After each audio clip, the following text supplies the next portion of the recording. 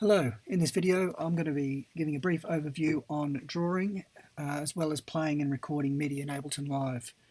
For the purposes of this video I'm just going to concentrate on creating a basic drum pattern so that we can explore both drawing and playing and recording. Alright, so the best place to probably start would be with our metronome. So up in this top left hand corner here you can see these two circles. I don't think you can see my cursor, but if you see these two circles here, that is our metronome. This little drop down arrow next to that enables us to put on a count in when we want to. That's more for playing and recording, so we'll just leave that off for now. Next to that is obviously our time signature, which will leave us 4/4.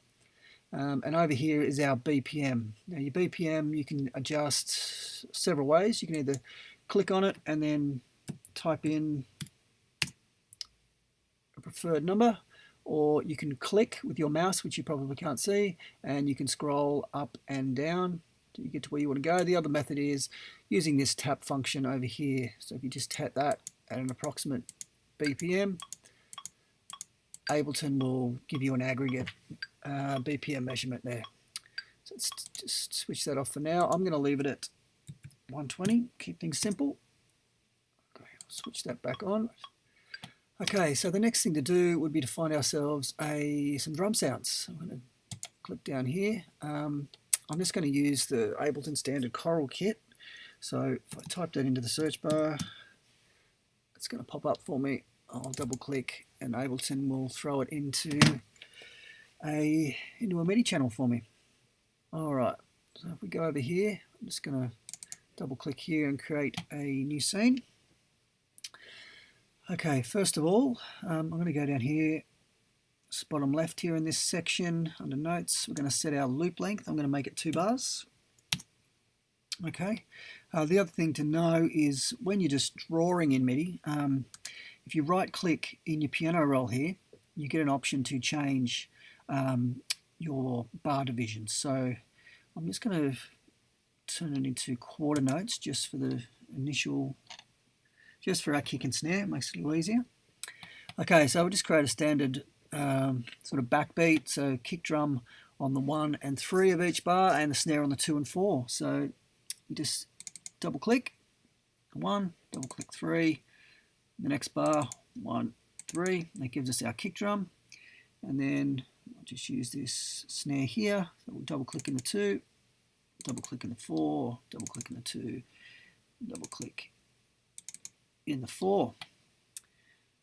Okay, so now that we've done that, I want to add in some hi-hat. What I'm going to do though is go ahead and change to 8th notes. Just that's sort of the basic backbeat hi-hat pattern is generally 8th notes. So I'm just going to double click in there, and I'm just going to do a few. And what you can do from there to save going all the way down the line, shift and just select those, and then if you hit Command E, you can just send that all the way down there. Alright, so let's have a quick listen, see what that sounds like.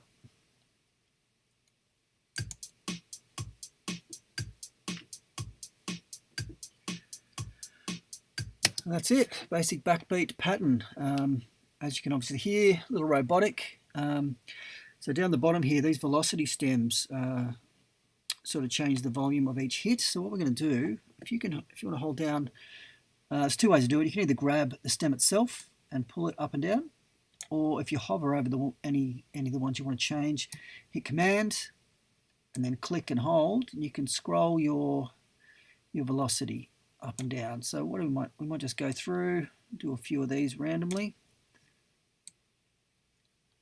This will give us a bit of variation in volume or velocity of these hi-hat hits, and will create a little bit of syncopation and some nice accents.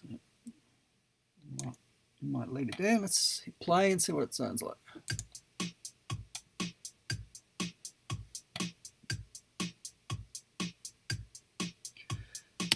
Cool. So not a huge difference, but just enough to make it feel like it's a little more human or organic. Alright, that's about it for drawing. Let's move on to recording MIDI.